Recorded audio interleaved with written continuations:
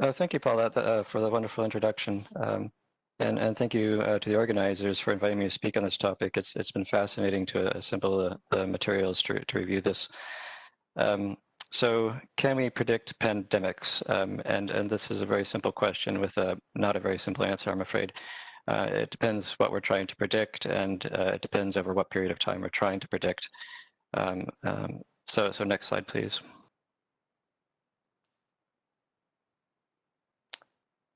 Some things are more predictable than other things. So things like behavior, political reactions, and later on I'll show evolution tend to be highly unpredictable. Actually, you need to go back one slide. I'm sorry. Thank you. That's perfect. I will argue two main points. So one is that the global pandemic was actually highly predictable by around mid-February. And so I'm saying this partly with the benefit of hindsight, because if we could go back in time and poll scientists in mid-February, I think we would still find a very high diversity of opinion. But I will show how the key pieces of information were available then to say that a pandemic would be highly likely. A corollary to this is that the pandemic is much more unpredictable now. And that's because we're over the first wave, and the future course of the pandemic depends on things that we can't predict very well. It depends on evolution. It depends on political considerations. It depends on behavioral fatigue, which is a slightly controversial term. It depends on vaccines, and we do not yet know if we will have an effective vaccine. We don't know how quickly production of an effective vaccine can be scaled up. We don't know if we'll have a vaccine which is therapeutic or actually sterilizing and preventing transmission. So all of these are really giant unknowns, and we won't really have greater clarity about these things until autumn and winter of this year. I'd also like to begin with this thought from Soren Kierkegaard: life can only be understood backwards, but it must be lived forwards. So this was Kierkegaard anticipating predictive modeling hundreds of years ago. And it is the case that when we're looking into the future and trying to extrapolate some epidemiological quantity into the future, the methods that tend to work best are those based on epidemiological principles, models and methods that are fitted to pre-existing data and explain that data well. And so I'll show you a few examples. Also, I have to say that I'll largely be reviewing the work of my many talented colleagues at the Imperial MRC Center for Global Infectious Disease Analysis. I can't claim credit for much of the wonderful work I'll show you, as well as Community Jameel GID Center for Global Health Analytics. And I'll conclude with some talk about evolution of the virus, and that draws heavily on the UK COVID-19 Genomics Consortium. Next slide, please. So I think everyone viewing will have seen figures like these. These show short-term projections only looking 1 week in advance for the number of COVID deaths in a variety of European countries. This is based on a regularly updated model from the Imperial MRC Center, and you can find dozens more predictions like this on our website. So this sort of predictive modeling has gained a new level of prominence. We see figures like this in mass media, in newspapers, and global health organs like the U.S. Centers for Disease Control also now published aggregated forecasts. These sorts of short-term forecasts are a modest but highly visible success of predictive modeling. But of course, they tend to not work very well very long in the future, which is why, well, typically from reputable sources, you'll only see such projections made 1 or 2 weeks in advance. And that's also reflected in the width of the confidence intervals in these plots. The pink region tends to expand very rapidly as you go into the future. And these sort of short-term predictions are also based on very simple data sources and very simple models. So we've talked quite a lot about the importance of alternative data sources and mobility data and electronic contact tracing data. But actually, the majority of short-term forecasts are based on traditional epidemiological sources, in this case, reported COVID-19 deaths. And indeed, deaths have been the main time series data used for short-term forecasting for many months now. The reason is that it's easier to standardize across countries. So if you do want to generate forecasts for many different locations, it serves as a very relatively uniform statistic, although it's not without problems of its own. For example, if we want to translate COVID-19 deaths into some estimate of the unobserved prevalence of infection in the country, we need some estimate of the infection fatality rate. And that certainly does differ over time and between places. So for example, countries with younger populations would tend to have lower fatality rates. And in well-resourced countries, and mostly in the developed world, the quality of care has improved quite a lot over the past couple of months. And so we've actually seen infection fatality rates trending downwards, largely thanks to antivirals like remdesivir and therapeutics like dexamethasone.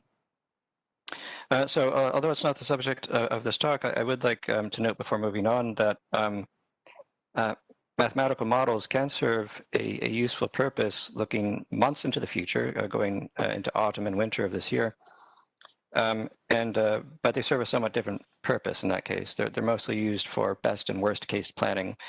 So the figures on the right show some work by Patrick Walker at the Imperial MRC Center. They've also developed a tool that can look at scenarios months into the future for dozens of different countries. And these data are based on South Africa. And so this shows exactly how much we must suppress transmission in order to keep incidence below rates that would overstretch health systems. And so again, this doesn't serve as a very accurate projection. We can revisit this 6 months from now, and I think it'll turn out to be quite different. But it does help policymakers to hope for the best and plan for the worst, as the adage goes. Next slide, please. So epidemic prediction and mathematical modeling serve different purposes at different stages of the epidemic. So very early on, when we have a new infectious disease, we want to know, does it have pandemic potential? Will it spread to multiple countries in the world? And if it does, what will be the cost to human health? After a pandemic is underway, we want to know more about global dissemination patterns. So which countries are most likely to be heavily impacted and which countries need to be on guard. And then finally, when the pandemic is properly underway in multiple countries, then we move on to the short-term forecasting, such as we saw in the previous slide. And the purpose of that is to track our progress towards control and elimination, hopefully. So I believe the first scientific report pointing towards pandemic potential of SARS-CoV-2, the virus which causes COVID-19, is due to Natsuka Imai and Neil Ferguson and colleagues at the Imperial MRC Center. January 20, and shortly thereafter, they published a series of reports directed at the WHO, but also made public, which suggested that there were many more infections in Wuhan than were reported in official statistics. And this was based on an alternative data source. This was based on previously measured airline passenger flows from Wuhan to other international destinations, and a very small number at the time of writing this report, it was only 7, observed infections among expatriated travelers from Wuhan. So even though there were only seven cases among these travelers, taking into account things like the number of passengers on these planes, the population size of Wuhan, and the number of people likely to have traveled through Wuhan, they were able to say that the likely number of infections as of January 20 was in the thousands, or a central estimate of around 4,000, which was actually quite big relative to the number of official reported cases. So I read this report and I became involved in the MRC Center response shortly thereafter. My role in late January and February was to bring in genomic epidemiology methods, using genomics as another alternative data source, especially for estimating when the pandemic began, so when there was a cross-species transmission event into humans, and also estimating growth rates.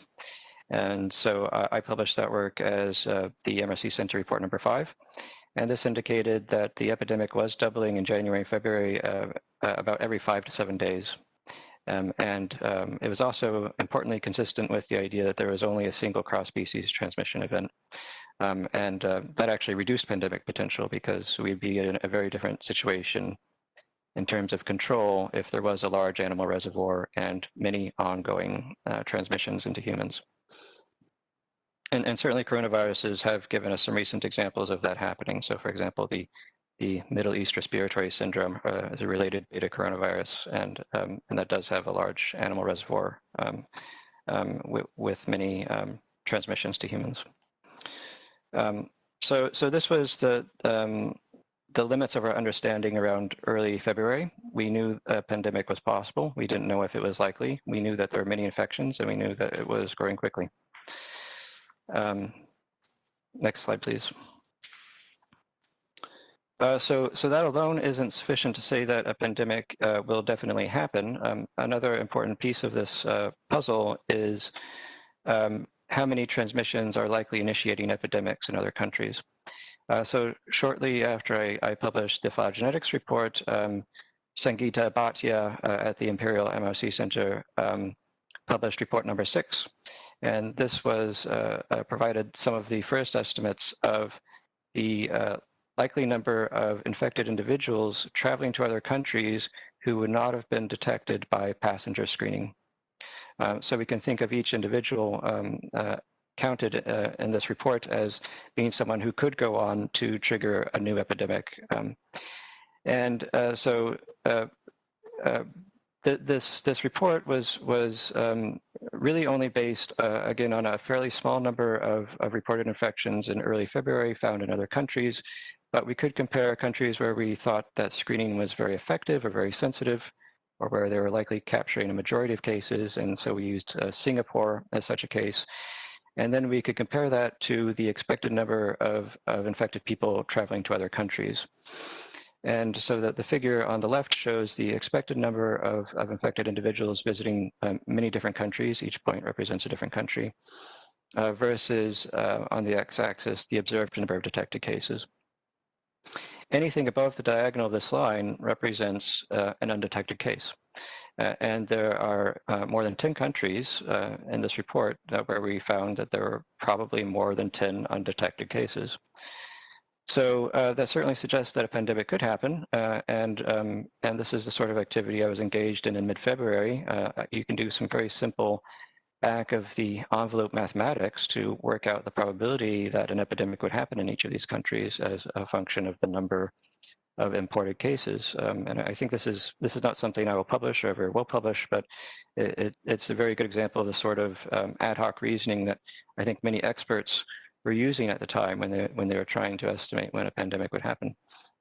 So this is not a particularly original theory. This goes back to epidemiological methods developed in the 19th century. So this is not hot, cutting-edge methods at all. But basically what it boils down to is if we know the reproduction number, we can and we assume that transmission rates are equal between individuals, then we can estimate the probability that an epidemic will not happen following a single import. And then we can compute the probability that an epidemic will happen as 1 minus the probability of no epidemic raised to the power of n imports, if we think there are n imports. Okay, and so the figure at the bottom right shows the output of this calculation, actually something slightly more complicated, accounting for heterogeneous transmission rates. And so we can see if there are 10 imported infections, then there's actually a more than 90% probability of an uncontrolled exponential growth of a new epidemic in this country. So we have about a dozen countries with more than 10 imports, each with a very high probability of an epidemic. At this point, this was about the 3rd week of February, I personally made the judgment that a pandemic was very likely. Next slide, please. So this was not a consensus position at all, because there was still some hope that contact tracing, very effective sequestration of cases, and case management could prevent large epidemics in other countries. And so I think the people in late February, or the experts in late February who thought that there would not be a global pandemic, were clinging to this idea that very effective contact tracing would save the day. After the 2003 SARS epidemic, Christoph Fraser, who then worked at the Imperial MRC Center, did a theoretical study comparing, while evaluating qualitatively the pandemic potential of different infectious diseases as a function of both reproduction number and the proportion of cases that occur from asymptomatic individuals. And this was a very prescient study. So, for example, he could anticipate that the SARS 2003 was controllable, despite having a very similar reproduction number as we have in the current COVID-19 epidemic, because relatively few transmissions happened from asymptomatic individuals, and contact tracing was consequently more efficient. But we also have at the opposite end of the spectrum something like HIV, where a large number of transmissions happen during a chronic asymptomatic infection with a similar R0, and of course we cannot control HIV very easily. The COVID-19 epidemic is somewhere in between. So there's still quite a lot of debate about how many transmissions happen pre-symptomatically or asymptomatically, but it's certainly much greater than in SARS 2003. And this anticipated the difficulty of actually effective contact tracing to prevent epidemics in many places. So work by Joel Hellawell and colleagues at the London School of Hygiene Tropical Medicine formalized this argument. They did a very detailed simulation study of contact tracing in the bottom right, where they accounted for realistic incubation periods, realistic time to detecting cases, different proportions of asymptomatic and pre-symptomatic transmission. And they also reached the conclusion that control is not very likely after there has been several weeks of cryptic transmission in a country. So this further anticipated the situation we're in currently. Next slide, please. So going ahead from February to March, we do actually have a pandemic. WHO declares a pandemic in early March. What then is the likely pattern of international dissemination? So which countries should be on guard? So we saw fairly early epidemics in Iran and Italy, northern Italy, and in Washington State in North America. But what other countries are likely to be hardest hit, and what other countries may the epidemic be growing, but simply hasn't been detected yet? So some very nice work by Matteo Chinozzi and Alessandro Vespignani at Northeastern did a very complicated simulation study using an alternative data source, the International Air Transportation Database, which measures passenger flows between more than 200 locations. Combined with a fairly detailed epidemiological model for how an epidemic would spread in different locations.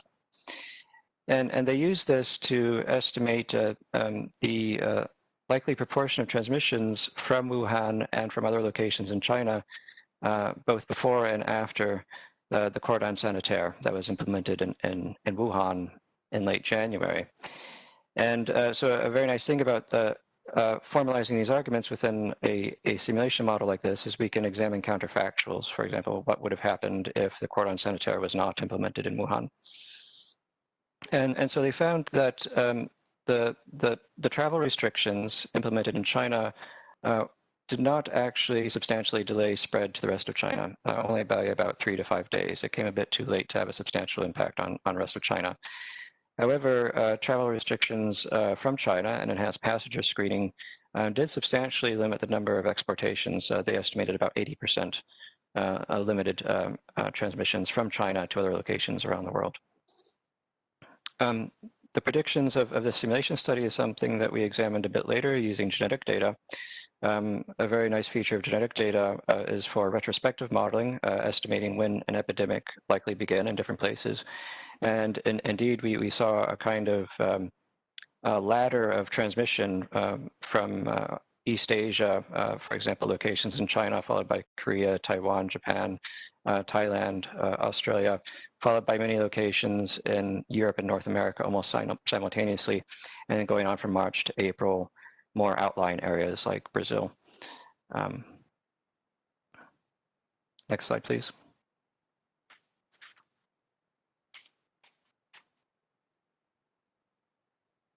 So now in March and April, we get back to the short-term forecasting that I mentioned earlier. And I would highlight one especially nice example of this by Seth Flaxman and Samir Bhatt at the Imperial MRC Center. Again, the staple data for this sort of analysis is the time series of COVID-19 deaths.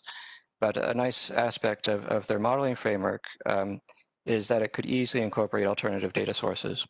And in this case, they were able to make great use of aggregated cell phone mobility metrics. So Google, Facebook, and others have been publishing average transportation or average human mobility in different venues and different settings, like public transport, work, home, and so on. And this can be inputted as a time series within the framework developed by Seth Flaxman and Samir Bhatt. When they include this mobility data, they actually are able to gain much greater precision in their forecasts. And this was especially the case in March and April. It also serves as somewhat of a warning for overinterpretation of alternative data sources, however, because going into May, the quality of forecasts using these data has actually decreased. And the reason for that is human mobility is actually correlated with lots of other things. It's correlated with a lot of other interventions that are partially effective, like mask wearing, hand hygiene, social distancing, and so on, that aren't captured in those time series. And going from April to May, we've seen human mobility ticking up in most places, especially North America and Europe, but reproduction number hasn't crept up. It has crept up, but not quite to the extent that we would expect based just on mobility data. So using such data sources does require a lot of care. Another alternative data source is genetic, and this is what I primarily worked on in the spring. The tree on the right represents a phylogeny of SARS-CoV-2 sequences from Mecca and Saudi Arabia.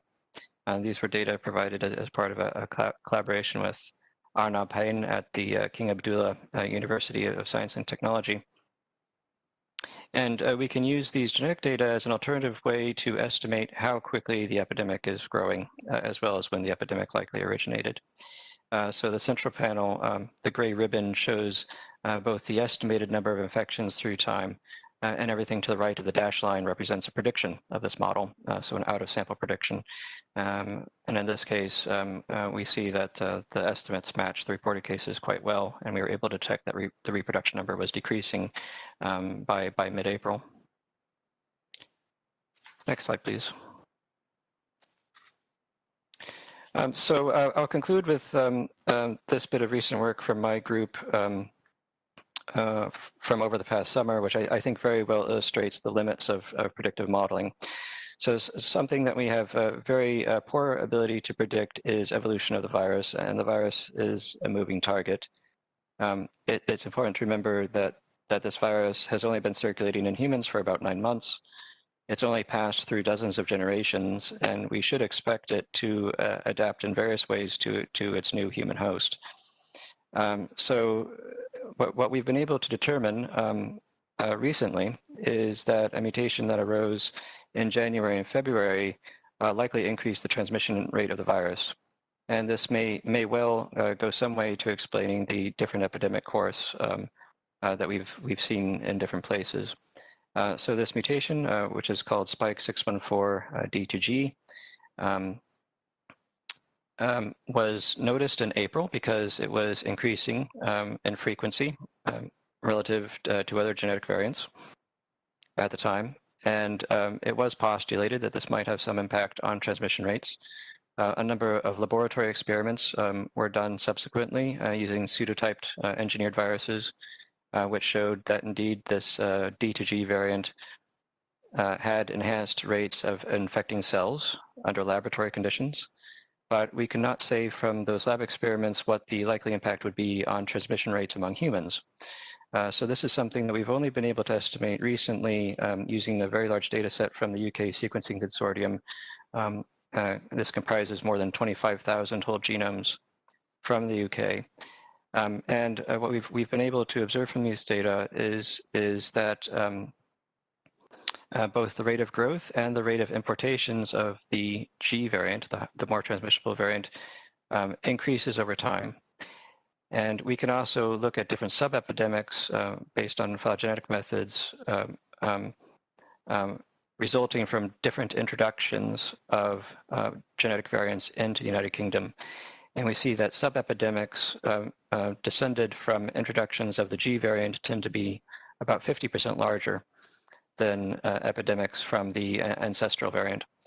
So although we have a very wide confidence interval, we now do think that this genetic variant increased transmission rate, perhaps around 20%, but a wide confidence interval from 6 to 56%. So what does this mean in terms of prediction? Well, in mid-March, when this G variant became the dominant form in the United Kingdom, or became the majority form, the UK was under intense debate about when to impose a national lockdown. And with the benefit of hindsight, the lockdown probably came a little bit too late.